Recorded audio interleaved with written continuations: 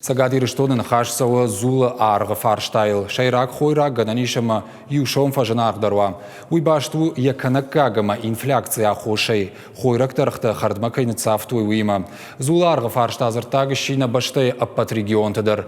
Вавармаламбана кашин сагадир штонах исавады минавартам. Экономикон рашты министрадан Сергей Миняйла бабарко такуттагыл шахадын. Зуаптат администрада уангтафен балдышты зулфы санкуштуат минавартима. Зулфыс чыта каштканын Женуавар кайштумай.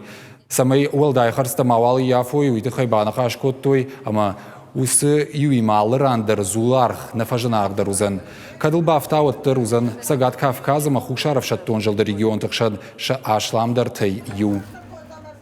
Мы, как орган исполнительной власти, по законодательству не имеем такого права и таких полномочий регулировать цены на продукты питания. Но тем не менее, к нашему мнению прислушиваются. Я хотел выразить благодарность руководителям этих предприятий, что они работают с нами в тесном контакте. Искусственное сдерживание и ограничение могло бы привести к фальсификации хлеба, то есть снижению его качества. А наша задача такая, чтобы хлеб наши потребители получали в соответствии, произведенный в соответствии с ГОСТом. И поэтому здесь принято такое компромиссное решение и в пользу и потребителя, и в пользу, и чтобы предприятия, отрасли могли находиться на плаву.